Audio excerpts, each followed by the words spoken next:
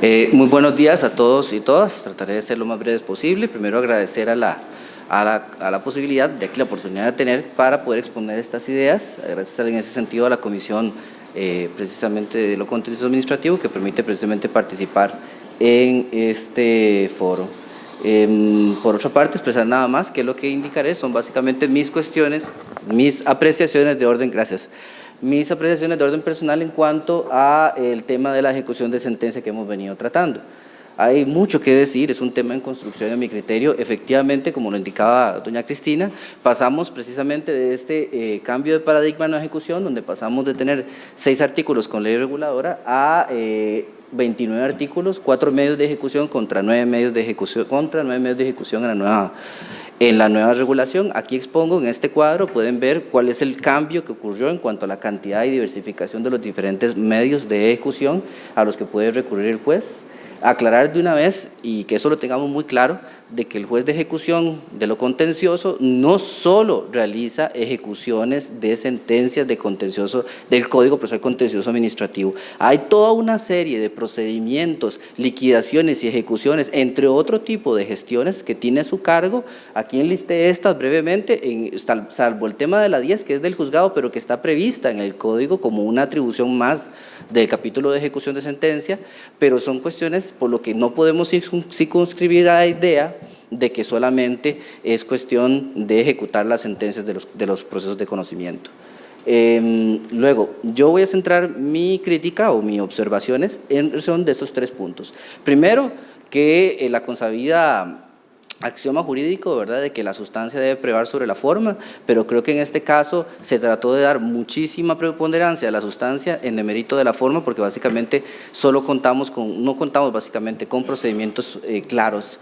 El espejismo de la administración condenada, porque se parte el código, ustedes ven el capítulo de ejecución, está diseñado para que la administración sea la condenada, olvidando que en realidad, y vamos a ver, la mayoría de los procesos lo pierden los administrados, no es al revés. Y además, el mito de la sentencia autoejecutable. Por alguna razón se parte de la idea falsa de que la sentencia es plena y que todas las sentencias son nada más de poner un numerito y girar la plata, y eso no es así en la realidad. Vamos a ver, en primer lugar, en cuanto a la ausencia de un marco procesal, básicamente aquí en azul pueden observar el procedimiento previsto. Eso es lo que está previsto en la norma, que es simplemente una liquidación de condena dineraria. Eso es todo lo que existe. Simplemente, ¿qué pasa con los demás tipos de condenatorias? ¿Qué pasa si se condena a hacer, no hacer, dar o una liquidación de costas? Nada de eso está previsto en el código. Entonces tenemos estas preguntas: ¿qué pasa con otros tipos de condenatoria? ¿Qué pasa después de que terminamos aquí en la parte del recurso contra la sentencia entrecomillada de ejecución? ¿Dónde quedan los 9 medios de ejecución de los que hablamos? ¿Y qué pasa con el debido proceso y el derecho de defensa en la etapa de ejecución de sentencia? Vamos a ver, en primer lugar, ¿qué pasa después? Tenemos claro, bueno, ni tan claro, producto de la jurisprudencia de Sala Primera, de que puede tratarse de que se ponga fin al proceso de ejecución, ese que vimos, por un auto o por una sentencia, o bueno, un auto liquidatorio o una sentencia, y esto a su vez puede tener recursos, ya sea de apelación o de casación, que se tienen que ir determinando caso por caso. Un ejemplo claro en ese sentido creo que fue un abogado litigante que señaló, creo que fue el día martes, de que le dijeron en casación, que no tenía casación sino apelación y que le reponían los plazos, y que eso lo veían como una gran herramienta que le ayudó en ese momento. Eso se debe a este problema, porque eso fue una ejecución de sentencia, y esto se debe precisamente a esto. Después de que pasamos por esto, tenemos el problema. Bueno, todo esto que ustedes ven acá son cuestiones, gestiones que se pueden analizar en ejecución de sentencia y nada está regulado. O sea, ¿en qué momento o cómo se giran? ¿Cómo se atiende el fondo de costas? ¿Cómo se termina normalmente un proceso? ¿Cómo se ejecutan los medios de ejecución en relación con estos? ¿Cómo se lleva a cabo la liquidación de intereses? ¿Cómo se procede y en qué sentido el embargo y el remate? Entiéndase, no solo los sujetos públicos, sino los sujetos privados y los recursos que hay en esta otra etapa. Nada de esto está regulado. En particularmente, y creo que es algo de lo más gravoso, es el tema de la terminación de la ejecución, porque uno partiría en ese mito de la sentencia autoejecutable que simplemente se da el pago, el cumplimiento y se archiva, pero eso es un mínimo. Por ejemplo, ¿cabe la prescripción? Hace un momento doña Cristina decía, es que tengo 10 años para ejecutar. Bueno, esa es una posición, porque podría uno decir, no, es que tratándose de una sentencia de responsabilidad, el 198 de Ley General fija un plazo de 4 años. O podría venir a decir, si es un tema de un contrato mercantil de una empresa pública, puede venir a decir, no, es el Código de Comercio, 4 años. En realidad tenemos muchas normas a las que podemos recurrir en ese sentido. Entonces, ¿cuál es el régimen jurídico y el plazo para ejecutar una sentencia? La caducidad, el tema de la nulidad del artículo 175. O sea, vamos a ver, podemos aplicarle el año del artículo 38, se lo podemos aplicar a el 39, perdón, 38, 39, el plazo del año para la impugnación de esa conducta posterior que viene contraria a la sentencia. O, digamos, por ejemplo, en relación con una sentencia de las primeras de 2008, si hoy se dictara un acto contrario a esas primeras sentencias, yo podría venir a hoy, septiembre de 2018, a pedir la nulidad. Y si además tomamos en cuenta que nos toca ejecutar ley reguladora, podría incluso sentencias de ley reguladora, actos, venir a decir una sentencia de hace 20 años que ahora resulta que hay una conducta contraria a esa sentencia, venir a pedir la nulidad de ese acto. El tema de la renuncia y el desistimiento operan para la administración puede renunciar y desistir del cobro de sumas líquidas exigibles consideradas en sentencia. ¿En qué sentido se puede conciliar o no? ¿Existe la satisfacción extraprocesal una vez iniciada una ejecución de sentencia? ¿Qué pasaría si en vía administrativa la administración da más de lo que tenía que dar, por ejemplo? Y finalmente, los requisitos para el finiquito o la transacción en sede administrativa y que eso tenga efectos para lo judicial. Hace un momento se decía, o hablaba don Alexander, del tema de las exigencias para poder llegar a un acuerdo conciliatorio. En vía de ejecución no hay nada. Entonces vienen y hacen un finiquito de la deuda y la administración no tiene ninguna limitación porque no hay nada regular en relación con el finiquito. Entonces perfectamente se podría presentar un finiquito que lo firma el director de recursos humanos y no viene autorizado por el jerarca supremo de la institución, a diferencia de lo que se exige para la conciliación y todos los requisitos que tiene la conciliación, pero aquí no, porque no está regulado. Vamos a ver, luego, estas son las propuestas que yo estoy viendo, al menos, o que estamos analizando. Por ejemplo, el regular los diferentes procedimientos, esos 10 que yo les enseñé anteriormente adecuadamente, ver que no solo hay sentencias, diferenciar las ejecuciones de sentencias según el objeto, que esto ya se ha tratado y se ha dicho ya por varios expositores, diferenciar la liquidación de la tasación de cosas puras y simples, la ejecución como condenas de hacer, no hacer, ordinarias, determinar las categorías de resoluciones que pongan fin y en ese sentido qué recursos caben contra esas resoluciones. Vamos a ver, regular la fase final de la ejecución, qué pasa después de que se obtiene la sentencia en segunda instancia, dar un sentido lógico y de seguridad jurídica, normar de manera unívoca el reconocimiento y liquidación de intereses de las sumas concedidas en ejecución, cómo se da y bajo qué reglas se regulan esos intereses, regular y distinguir las diferentes formas de determinación normal y anormal de la ejecución, actualizar el tema del fondo de costes, que fue un tema que tocó ya aquí don Hansel. Vamos a ver, en temas del derecho del debido proceso no se los voy a explicar porque sería demasiado, me extendería, nada más le pongo, esos son algunos temas que uno podría llegar a cuestionar, pero nada de esto se regula, nada de esto se regula, sino que se deja al prudente, al real saber y entender del juez, que tiene que definirlo en cada caso concreto, reglas de prueba, reglas de cargas procesales, formalidades exigibles a la liquidación, excepciones procedentes, cómo se regulan las resoluciones y los recursos. Vamos a ver, debido proceso, ¿cuáles son sus propuestas? Bueno, definir claramente cuáles son las cargas probatorias, cuáles son las cargas procesales dentro del proceso y las consecuencias para su incumplimiento. Distinguir diferentes mecanismos para la subsanación. Vamos a ver, como señalaba precisamente el profesor español el día de ayer, la idea es facilitar la ejecución de la sentencia. Ya hay un derecho concedido, facilitemos el cumplimiento de la sentencia, ya sea en favor o en contra de la administración, que eso tenemos que tenerlo siempre en cuenta. Precisar los pronunciamientos y poderes del juez oficiosos en materia de ejecución de sentencia, determinar los alcances del principio de preclusión. Yo puedo, por ejemplo, si tengo una sentencia que me concede 5 extremos, presentar en el año 1 presento la solicitud del extremo 1, en el año 2 el extremo del 2 y así cada año voy presentando 1 y 1 y 1 y 1 y tengo entonces al final 5 procesos en uno, ¿verdad? Entonces, ¿cómo definir el principio de preclusión procesal? Por ejemplo, regular las excepciones o defensas posibles en ejecución, por ejemplo, la prescripción, que eso ya lo había señalado, establecer reglas claras de prueba en materia de ejecución de sentencia. Y le pongo estos tres preguntas o 3 casos para que quedamos claros, porque uno diría, bueno, ¿cuál es el problema en materia de prueba? Bueno, número 1, prueba del principal. Ok, ¿se tiene que ofrecer de parte del litigante esa prueba o el juez tiene que valorarla oficiosamente, sin que nadie se la diga? Alcance de los hechos probados y no probados en la sentencia, ¿qué efecto tienen en la ejecución?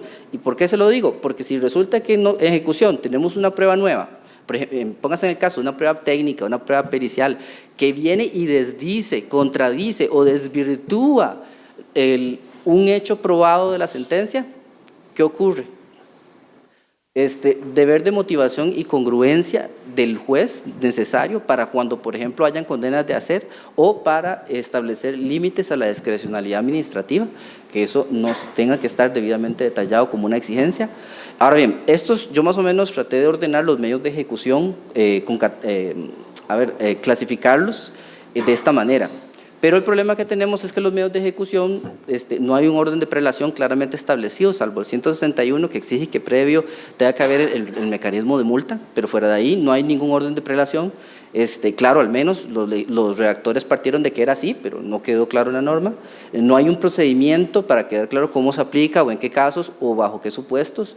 En la indebida aplicación, ¿qué pasa si se aplica indebidamente un medio de ejecución? El control de las partes sobre la aplicación debida de los medios de ejecución, y tenemos que recordar que en todo caso el procedimiento siempre es una garantía en sí misma. Vamos a ver, en ese sentido hay que definir un orden en la aplicación de los medios de ejecución tomando en cuenta la gravedad del incumplimiento y la etapa del proceso. Recordemos aquí la jurisprudencia de Corte Interamericana, reiteradísima, la necesidad precisamente de la idoneidad, necesidad y proporcionalidad en las medidas que adopte el Estado. Y en ese sentido, estas medidas, como poder jurisdiccional que es, deben estar debidamente en ese sentido, deben ser idóneas, necesarias y proporcionadas según la gravedad. Y recordemos también la doctrina del test de razonabilidad de Sala Constitucional. Valorar la posibilidad de restringir o innovar medios de ejecución según el proceso de ejecución. Por ejemplo, ¿por qué no permitir una dación en pago o una sustitución por equivalencia de prestaciones en tratándose de un proceso interadministrativo?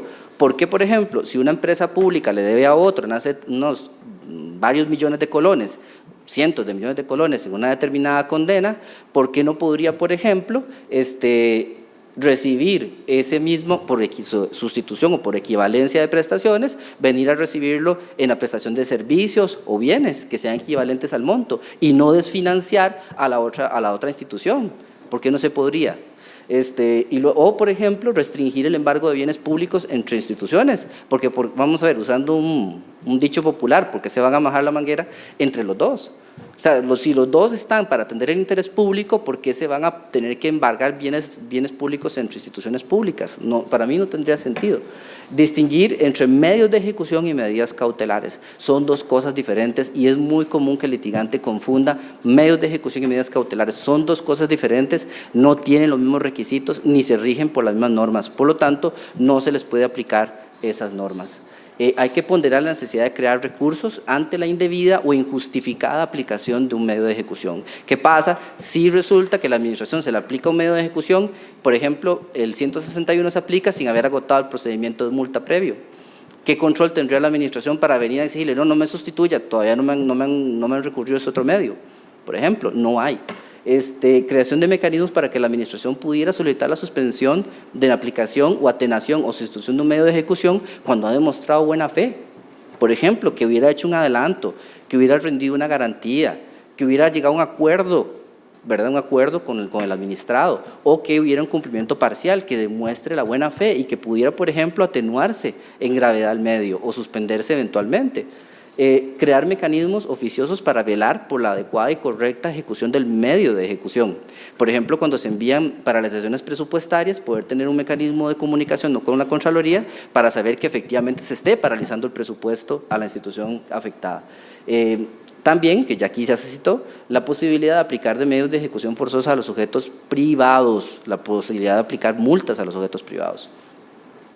Creo que la posibilidad también está en crear distintas modalidades de astreintes. Recordemos que astreintes es una figura sancionatoria creada en el derecho europeo, que aquí se dijo, yo estoy seguro porque yo estuve en las charlas iniciales del código, que se decía que las multas del código eran astreintes, en realidad no lo son. Vamos a ver, por ejemplo, que multas acumulables a lo largo del periodo de incumplimiento. Entre más se extienda el incumplimiento, se va incrementando la cantidad de multa. Por ejemplo, un salario base por cada mes de atraso en el cumplimiento de la sentencia. Cuantía de una multa proporcional a la cantidad de o a la suma de intereses moratorios que correspondan pagar por cada día de atraso. O multas, por ejemplo, por cada incumplimiento ocurrido. Si hay 5 extremos que los 5 no se han cumplido, 5 multas por incumplimiento. O, por ejemplo, o que se pueda en el tiempo reiterar la misma multa por incumplimientos constantes a cada orden del juez. Luego, tenemos una ausencia de un marco patrimonial. Ayer decía, y bueno, yo lo escuché reiteradamente del profesor español que hablaba que es que ya estaba en el apremio o en la vía de apremio y bueno, el punto es que nosotros no tenemos una regulación de apremio para la administración pública distinta de la propia que es entre sujetos de derecho privado. Vamos a ver, para mí tiene que haber lamentablemente hay que visibilizar que en realidad aquí hay una tutela y control de fondos públicos de por medio y no se le puede aplicar la misma normativa del civil. Vamos a ver, hay una inadecuada gestión cobratoria de derechos litigiosos obtenida y eso debe reflejarse. Se desaprovechan sinergias ya con otros medios ya existentes. Allá hay oficinas de cobro judicial y administrativo establecidas en las instituciones públicas. ¿Por qué no aprovechar ya las experiencias construidas? Vamos a ver, en el caso de si el administrado es el sujeto pasivo, o sea, el obligado, tenemos que visualizar que el derecho concedido a la administración es una cuenta por cobrar desde una perspectiva contable y es un activo que debe estar en la contabilidad institucional y en ese sentido el código debería hacer una integración con la persecución que exista en otras regulaciones normativas. Vamos a ver, no hay normativa que permita aprovechar, por ejemplo, las competencias funcionales de empresas públicas, por ejemplo, en el ámbito financiero. Vamos a ver, por ejemplo, el Estado no es una agencia de cobro, no tiene la experiencia en el manejo de créditos, por ejemplo, que tiene un banco público, ni los departamentos de cobro. ¿Por qué precisamente no aprovechar precisamente las competencias funcionales que ofrece el sector público? Se pierde además el valor agregado de herramientas basadas en mercado, por ejemplo, el factoreo. En el caso de si fuera la administración pública sujeto pasivo, o sea, obligado a pagar, tenemos que recordar que la acción contenciosa representa que hay una insatisfacción o irregularidad de parte de los ciudadanos en relación a la conducta de la administración. Tenemos que compaginar la ejecución de sentencia con el desempeño presupuestario. Cada demanda representa un gasto público en potencia y por tanto tiene que tener un reflejo presupuestario. Tienen que haber responsabilidades funcionales más detalladas y más específicas que correspondan a esta visión. Y por ejemplo, ¿qué pasa con los intereses por retardo? ¿Qué pasa con los intereses que la administración tiene que venir a pagar porque se niega y se niega y se niega a pagar, ya sea porque efectivamente exista una actividad intencional de no pagar o porque exista negligencia en el pago? O sea, que esos intereses se terminan pagando sin que hubiera causa, porque la administración debe haber cumplido apenas se le notificó, porque eso es así está la norma, el 156 obliga a la inmediata ejecución. Entonces, distinguir y caracterizar los mecanismos de apremio patrimonial según se trate del sujeto pasivo de la obligación dineraria. No es lo mismo cobrarle a la administración, insisto, que cobrarle a un sujeto de derecho privado. Permitir a la administración ceder derechos litigiosos, es decir, con esto me refiero a derechos obtenidos en sentencia, en ejecución a empresas públicas financieras. ¿Por qué la administración, por ejemplo, central, no le podría ceder los créditos que ha obtenido por sentencia firme a las administraciones bancarias? Valorar la posibilidad de autorizar a la administración para recurrir a mecanismos de mercado, por ejemplo, el factoreo, para facilitar la recuperación de derechos litigiosos como un activo contable. Eso significa ver el derecho obtenido en sentencia como un activo que tiene que ser tratado como tal. Incorporar además la posibilidad de negociación en la vía de ejecución de sentencia expresa. Vamos a ver, en el segundo punto yo le llamo el espejismo de la administración condenada, es porque si ustedes ven la literatura, la forma en que quedó redactado el código, se parte de que la administración es la condenada. Los medios de ejecución están creados para obligar a la administración, cuando al menos, según estos datos que obtuve del informe de labores de la Procuraduría General de la República del 2017, página 7, se dice que el 93% de los casos del área de Derecho Público de la Procuraduría de Conocimiento los gana. Y el 85% de las lesividades se ganan. Y ese porcentaje yo lo puse porque eran números absolutos, si mal no recuerdo eran, bueno, no me acuerdo, lo trasladé a porcentaje, y que 19% de los procesos de conocimiento desistidos. Entonces, que eso significa que la administración no es cierto, es falso que la administración sea condenada. La administración gana más procesos de los que pierde. Entonces, estamos creando una situación, y esto no es solo de procesos de conocimiento. Los recursos de amparo, según las estadísticas de Sala Constitucional disponibles en la página web, el 63% de los recursos de amparo son desestimados. Es decir, el administrado en la justicia de derecho público de este país no está obteniendo en su mayoría victorias, está obteniendo en su gran mayoría pérdidas, está perdiendo. El punto es el siguiente: analicemos qué significa esto para la ciudadanía, qué significa esto para nuestro sistema de derecho. Primero, ¿por qué? Uno podría venir aquí a hacer hipótesis, decir, no, es que los abogados de la administración son muy buenos y logran defender muy bien a la administración. Podría llegar a decir, no, es que hay mala fe de los administrados que abusan del sistema. Podría llegar a decir, no, es que son los litigantes que no están formados adecuadamente para litigar en derecho público. O decir, no, es un problema del sistema. Entonces, el problema es que todo esto redunde en un cuestionamiento de la legitimidad. ¿Para qué entonces tenemos este sistema de justicia administrativa cuando no está funcionando para los administrados? Consecuencias de práctica, que al final el administrado termina asumiendo los costos de la justicia administrativa, porque es el que termina cubriendo las costas. Y además, también para la efectividad, si la administración es victoriosa, ¿cómo se adecúa la normativa para que la administración haga valer los derechos obtenidos en sentencia? Tenemos que replantear entonces el papel de los usuarios y responsabilidades de cada uno de estos. Tenemos que ver al sistema de ejecución de sentencia del contencioso como un sistema de rendición de cuentas para medir cuán legal está funcionando, para decirlo de alguna manera, está funcionando la administración, si realmente está respondiendo o no a las necesidades de los administrados. Los costos del proceso, hay que replanteárselos. Si la mayoría de los procesos los pierde el administrado, cómo se manejan los costos, porque estos costos van a redundar en el ciudadano que recurre al ejercicio de una garantía fundamental establecida en el artículo 49 de la Constitución. Y también que hay que replantear los medios de ejecución para efectos de incorporar visiones donde sea el administrado el que pierde el proceso, y además cuestionarse si es adecuado que se remita a la administración a la normativa civil de cobro. Por ejemplo, en materia, solo para poner un ejemplo, solo el tema de costos, para vean que hay diferentes análisis en cuanto a cuáles los costos involucrados en el proceso. Bueno, el tema de los honorarios de abogado, el tema de las costas personales, el tema de los costos por servicios periciales, los costos asociados, timbres, copias, poderes, certificaciones, servicios auxiliares, pagos de curadores, de intérpretes, de ejecutores, interacción con otros sistemas. ¿Cuánto cuesta el tener que tener el agotamiento de la vía preceptiva, por ejemplo, que ahora precisamente se criticaba? La subutilización del RAC, el hecho de que no se pueda o no se facilite una solución negociada al proceso, la ineficacia en admisibilidad, que se permita pasar por un filtro de inadmisibilidad que no es el adecuado, permita que procesos que nunca debieron haber llegado a sentencia lleguen, incrementando los costos para las personas que participan de ellos. El costo de una amplia legitimación. Ampliar la legitimación, tenía que tenerse claro que eso iba a llevar a un aumento de los procesos, a un aumento de los costos para todos, para el sistema y para las partes involucradas. Y costos indirectos por brecha digital. 6 minutos. Vamos a ver, vamos a valorar algunos aspectos en ese sentido. Propuestas de reforma, valorar alternativas para una reducción de costos económicos del proceso, teniendo en mente que la jurisdicción constituye una garantía fundamental.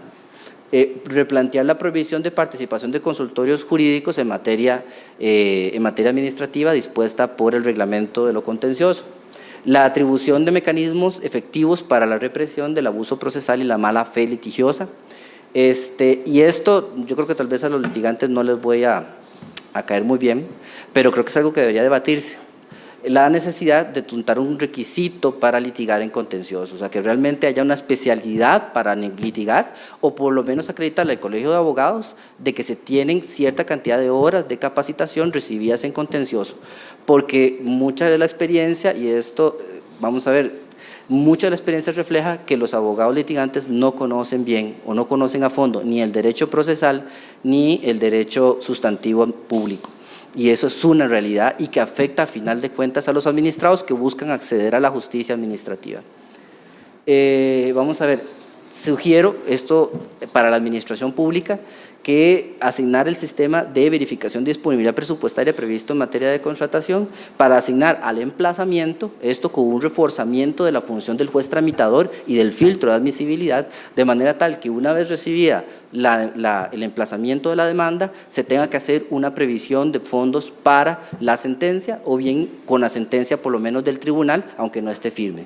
Y asignarle a esto entonces un valor de documento de compromiso presupuestario para que ya existan los fondos para cuando la sentencia devenga firme. Valorar la provisión de introducción a nivel legal, algunas de las posiciones contenidas en esta directriz de contabilidad nacional que son bastante oportunas, dándole un tratamiento contable y presupuestario a los desechos obtenidos en sentencia. Y analizar la posibilidad del marco normativo de Hacienda Pública y fiscalización de fondos públicos, estamos hablando de Ley Orgánica de Contraloría, Ley de Control Interno, entre otras, precisamente a las responsabilidades institucionales y funcionariales decretadas en sentencia. Aplicar todo el marco de Hacienda Pública, aplicárselo también a las consecuencias que esto tiene para la administración. Establecer deberes específicos de fiscalización del cumplimiento de las sentencias a la Contraloría y a las auditorías internas, ya sea para la vigilancia del pago y cumplimiento, sino además incluso para el cobro y percepción de ingresos por parte de la administración pública, que se pierden porque no existe una adecuada persecución de esos montos. Vamos a ver, finalmente, ya para concluir, el mito de la sentencia autoejecutable, las sentencias no son autosuficientes, en la mayoría siempre que haya condena en costa, siempre va a haber remisión a ejecución, pero además, la mayoría de las sentencias remiten a algo a ejecución. Para lo que sea se está remitiendo a ejecución.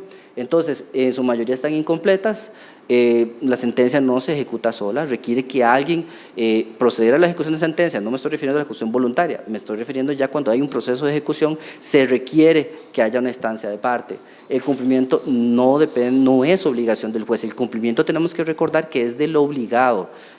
Vamos a ver, en ese sentido tenemos que reforzar el hecho, la idea de que el cumplimiento voluntario tiene que darse. La administración, por ejemplo, no tiene por qué requerir que el juez le diga cómo ejecutar. La administración debería cumplir por sí sola, igual al revés el sujeto privado. Por regla, el juez ejecutor no reemplaza al obligado y nunca sustituye al ejecutante. Esto es para la primera frase, es por el 161, que ahí dispone un supuesto de excepción. ¿Por qué sentencias incompletas? Yo podría lucubrar 4 posibles hipótesis. La primera, que no hay una definición de una trascendencia económica de la acción, o sea, una estimación de la demanda, que esto ya ha sido un punto bastante coincidente entre todos.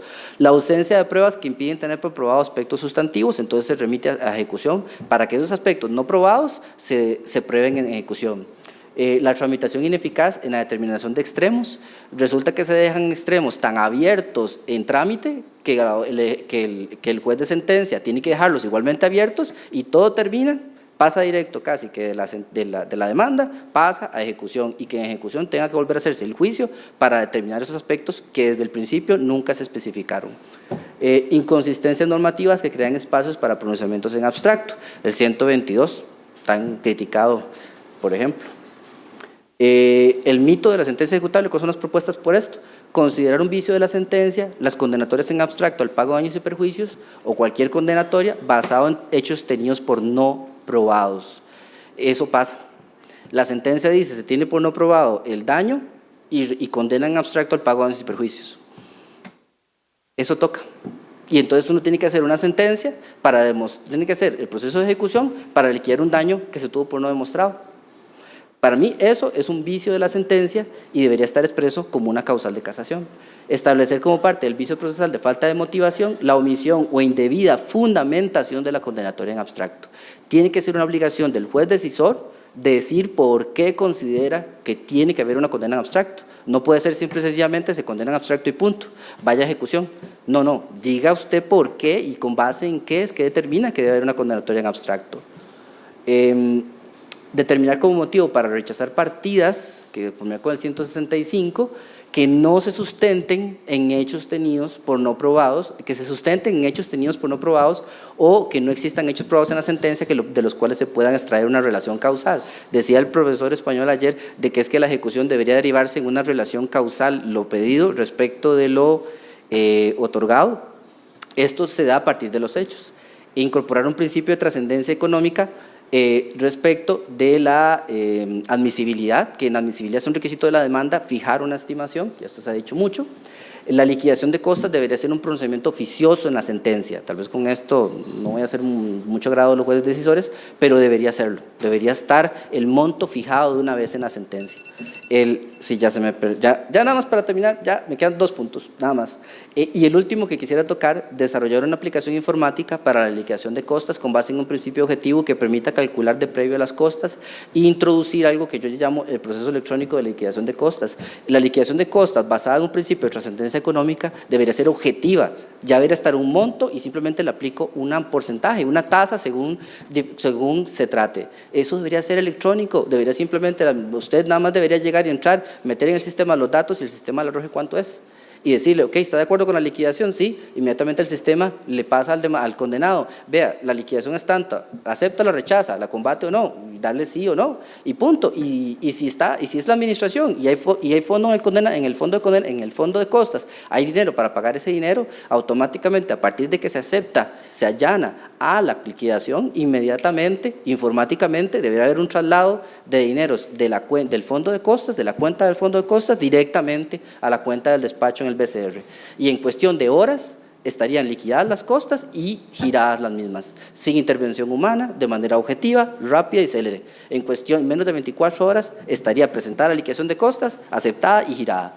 ¿Eso se podría hacer? Sí, pero para eso tendríamos que aplicar estas regulaciones y podrían hacerse muy rápido. Y nada más, sí, básicamente. Bueno, era otra cosa, pero es la designación de un funcionario para la ejecución. Eso es todo.